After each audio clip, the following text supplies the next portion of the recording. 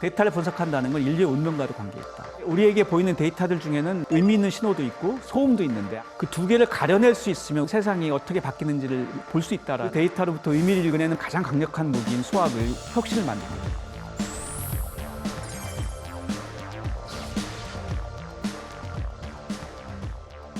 21세기 거대 데이터의 시대가 왔습니다. 매일 쏟아지는 데이터가 예전하고 정말 비교가 안 되게 많은데요. 지난 한 3, 4년 정도에 쏟아진 데이터를 다 모으면 그 이전 인류 문명이 2000년 동안 쏟아진 데이터보다 많을 거다 이런 얘기를 하거든요. 그래서 이 데이터로부터 어떻게 의미를 끌어낼까? 거기서 의미를 읽어내는 가장 강력한 무기인 수학이 이제 더 부상하게 된 건데요. 굉장히 요즘 얘기 같아 들리는데요. 사실은 이미 19세기에 이러한 데이터를 가지고 세상에 큰 충격을 주고 혁신을 만든 아주 대표적인 사례가 나이팅게일인데요. 백의의 천사 나이팅게일, 그 나이팅게일인데 나이팅게일이 위대한 데이터 사이언티스트였다, 통계학자였다는 건 아는 사람들이 모르죠. 이 나이팅게일은 영국 왕립통계학회 역사상 최초의 여성 회원, 여성 펠로우였고 미국 통계학회 명예회원이었습니다. 그리고 그 통계적인 방법을 가지고 이 간호학 또 그리고 그 공중보건을 뒤집어 놓은 사람인데요. 이분이 이 전쟁에 이제 간 거예요. 종군 간호사로. 크림 전쟁인데요. 양쪽에 합쳐서 거의 150만 명이 죽었다고 하니까 정말 큰 전쟁이었는데 이분이 거기 전쟁에 가서 질문을 합니다. 왜 이렇게 젊은 사람이 많이 죽지? 뭐가 문제일까? 그랬더니 옆에서 다른 사람들이 아니 전쟁터니까 당연히 총에 맞고 칼에 맞아 죽겠지. 쓸데없는 질문하지 말고 하나라도 살리자 그랬는데 이 나이팅게일은 그걸 안 믿는 거예요. 진짜 왜 죽는지를 파악하려고 이제 시도를 했어요. 각종 데이터를 모아서 이제 분석을 해보려고 그랬더니 데이터가 없는 거야. 병원에서 사람 고치기 바빠가지고 왜 죽었는지 무슨 치료를 했는지 이런 걸 다 아무 자료를 안 남겨놓은 거예요.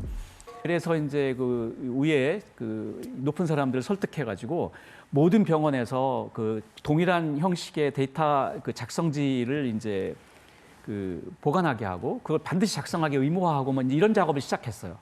처음에는 원성도 있었죠. 바쁜데. 근데 결국은 그게 이제 모든 병원의 의무가 돼가지고 야전 병원에서 데이터가 이제 나오기 시작했습니다.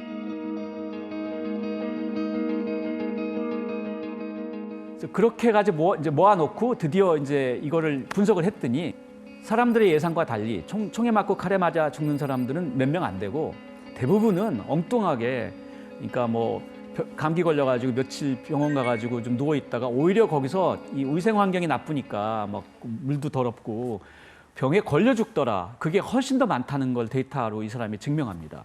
그러고 나서 이 위생 환경이 대대적으로 바뀌고요. 임시로 위생 병동을 조립식 위생 병동을 가져오고 40%에 육박하던 전시 사망률이 2%로 줄었다. 그러니까 10,000명이 병원에 가면 4,000명이 죽었는데 이제 200명만 죽는다. 이런 종류의 변화는 한 사람의 개인적인 어떤 헌신이나 이런 걸로 몇 사람을 살릴 수 있겠지만 이 정도의 큰 변화 만들기 힘들거든요. 데이터로부터 의미를 읽어낸다는 게 정말로 세상을 바꾼다라는 걸 처음으로 어떤 의미에서는 정말 입증했다고 볼 수 있습니다. 이미 19세기에 이런 일이 있어서 데이터라는 게 참 많은 것에 영향을 미친다는 걸 알게 됐는데 이제 최근에 와서는 이런 일들이 더 늘어나고 있죠. 이제 지금 선거의 계절이잖아요. 이제 곧 선거인데 선거 예측을 전문으로 하는 그런 사람들이 있습니다. 네이트 실버라는 아주 선거 예측의 귀재가 있는데요. 미국에도 요즘 선거철인데 대선이 있잖아요. 선거철만 되면 방송에 자주 나오는 사람이에요. 근데 이 사람이 정말 놀라운 기록을 갖고 있는데요. 그러니까 2008년에 오바마가 재선할 때 미국의 50개 주 중에 49주의 결과를 모조리 다 맞췄어요. 그리고 상원 선거는 모조리 전 100%를 다 맞췄고, 그래서 2009년에 타임즈는 이 사람을 미국에서 가장 영향력 있는 사람으로 뽑기도 하고 이랬는데요. 이 사람이 쓴 신호와 소음이란 책인데 The Noise and the Signal, 이 책에서 우리에게 보이는 데이터들 중에는 의미 있는 신호도 있고 소음도 있는데 아무 의미도 없는 그 두 개를 가려낼 수 있으면 우리는 세상이 어떻게 바뀌는지를 볼 수 있다라는 그런 철학을 갖고 있어요. 선거라는 것도 그래서 이 사람이 모으는 데이터는 정말 방대해요. 심지어는 예를 들어서 미국에서 오랫동안 전해지는 얘기들 중에 펩시콜라와 코카콜라 중에 코카콜라가 많이 팔리는 때는 이 민주당이 우세하고 펩시콜라가 많이 팔리면 공화당이 우세하다 이런 속설이 있거든요. 그게 아마 이런 것들이 하나의 데이터들인데요. 이렇게 데이터들을 모아서 과거에 어떤 종류의 데이터일 때 누가 우세했고 막 이런 데이터들과 비교하는 이런 작업을 하는 건데요. 어쨌든 결과는 놀랍습니다. 정말 놀라운 수준으로 맞추고 있고, 이 사실은 네이트 실버도 크게 실수한 적이 한 번 있어요. 딱 한 번 정말 크게 실수한 적이 있는데, 그게 힐러리 클린턴과 도널드 트럼프가 붙었을 때 이 네이트 실버는 힐러리 클린턴이 이길 거라고 예측했었거든요. 그거 하나가 아주 큰 실수였는데요. 본인이 일단 힐러리 클린턴 팬이었고, 그러니까 자기 개인의 어떤 바람이 조금 반영된 거죠. 그래서 이 사람은 데이터 분석할 때 자기를 철저하게 배제해야 된다는 그런 철학을 그 뒤에 더 굳건히 갖게 됐다고 그래요. 근데 그 당시에 많은 데이터 분석가들이 트럼프 때 못 읽었어요. 그 이유가 샤이 트럼프들 때문이잖아요. 자기 의견을 안 밝히는 사람들. 읽을 방법이 없어요. 특히 여론조사는 그런 걸 찾아내지 못합니다. 그래서 이런 걸 보면 이런 여러 데이터들을 다 고려해야 되는데, 이제 네이트 실버도 나중에 자기 반성을 해요. 그래서 이런 걸 보면 이 데이터 속에 결국은 의미들이 숨어 있고 우리가 할 일은 그 의미를 끄집어내는 것이다라는 건 정말 중요하고, 그 과정에서 이런 수학이 정말 큰 도구가 된다라는 건 분명합니다.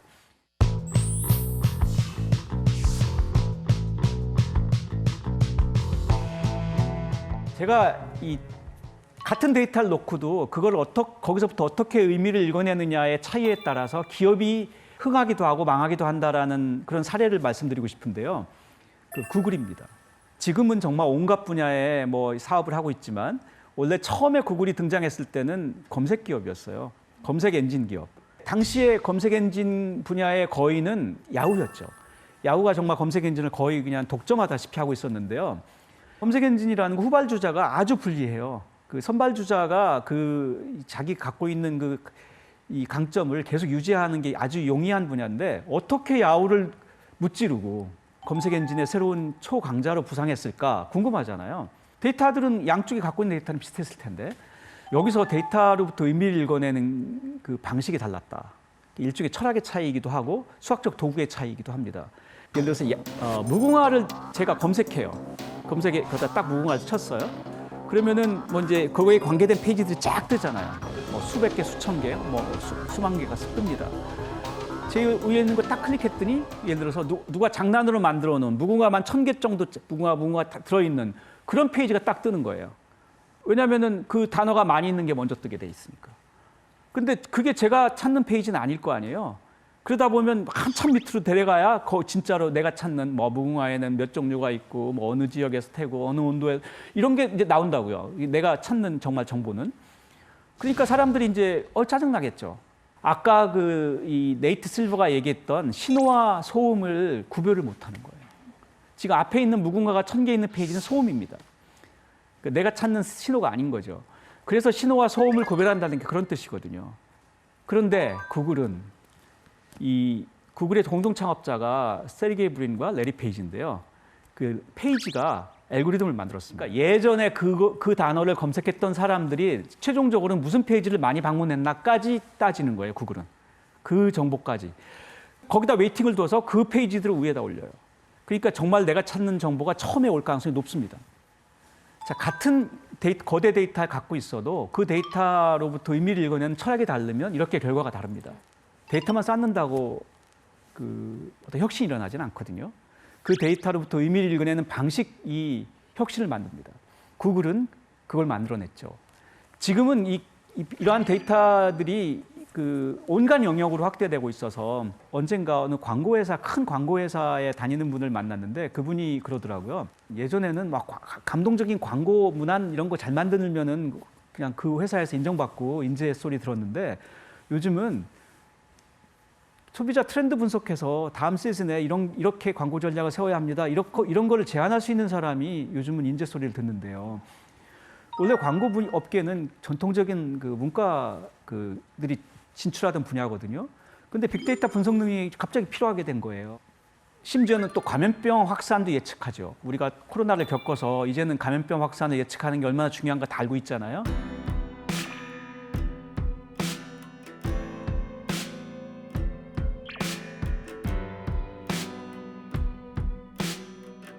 감염병 확산이 다음 주에는 어떻게 될지, 그다음에 마스크를 쓰면 감염병 확산이 얼마나 줄어들지 이런 것들을 지금은 다 수학적 방식으로 다 지금 예측할 수 있습니다. 데이터를 분석한다는 건 인류의 운명과도 관계 있다. 그래서 어떤 정책을 쓰면 확산이 얼마만큼 더딜지까지 예측할 수 있습니다. 혹시 안젤리나 졸리 다 아시죠? 안젤리나 졸리가 예전에 가족력이다 이런 걸 봤더니 이제 유방암에 걸릴 확률이 높다고 이제 판단해가지고 아직 안 걸린 상태였는데 선제적으로 절제 수술을 받아서 사람들을 충격에 빠뜨린 적이 있거든요.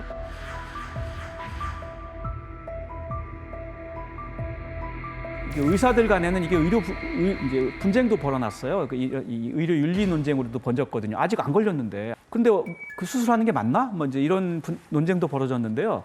여러 가지 본인의 가족력, 그다음에 본인의 여러 생체 데이터 이런 걸 보건대 이제 걸릴 확률이 높다는 그런 판단을 했던 건데요. 이게 지금은 아주 굉장히 하나의 학문으로 발전했어요. 그런 걸 예측하는 게.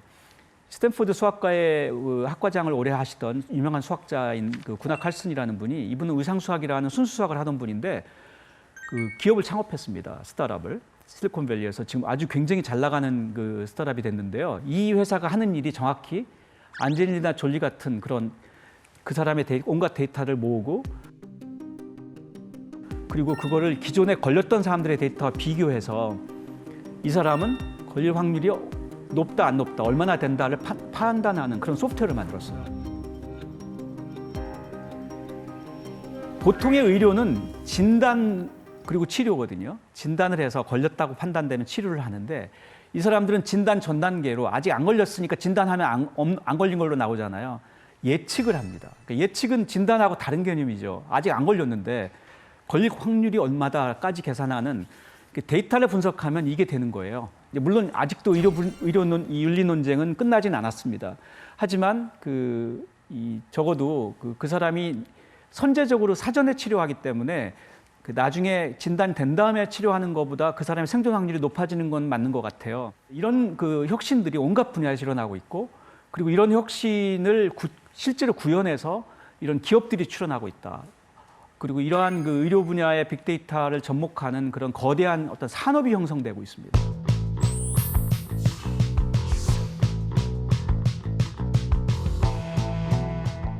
지금은 또 알파고 시대잖아요. 그리고 챗GPT라는 말이 최근에 등장해서 당장에 챗GPT가 교육 시장을 바꿀 거라고들 해요. 일종의 무인 선생님이 생기는 거잖아요. 저도 챗GPT를 자주 쓰는데요. 이 챗GPT가 걱정도 좀 하죠. 애들이 숙제도 다 그걸로 하고 그러면 생각도 안 할 거다 이런 얘기도 하는데, 저는 오히려 챗GPT를 효과적으로 활용하는 방식을 학교에서 오히려 교육해야 된다고 저는 개인적으로 생각합니다. 이 챗GPT나 알파고도 공통적으로는 거대 데이터를 활용한다는 그런 공통점이 있어요. 알파고가 바둑에서 이세돌을 4대1로 이겼는데, 근데 이 알파고가 하는 것도 결국은 바둑에서 상대방이 이제 수를 두면 다음에 둘 수 있는 수가 이제 있을 거 아니에요. 이게 만약에 내가 둘 수 있는 경우가 200개가 있다면 수가, 상대방이 둘 수 있는 거 그다음에 199개 있을 거고 이래가지고 그걸 다 조합하면은 200 팩토리얼이라고 하는 그 정도 거대 숫자의 시나리오가 나오거든요. 이게 우주에 있는 원자의 수보다 많아요. 200 팩토리얼. 그렇게 많은 시나리오를 다 비교해가지고 그 중에 몇 번 이기고 몇 번 진나를 본 다음에 승리 확률을 계산해야 되거든요. 이게 가능하지가 않죠. 그래서 거대 데이터를 분석한다는 게요, 그게 말처럼 쉽지가 않아요. 그 데이터들 속에서 어떤 방식을 취해야, 그러니까 어떤 전략을 취해야 내가 원하는 거를 가장 가까워할 수 있을까.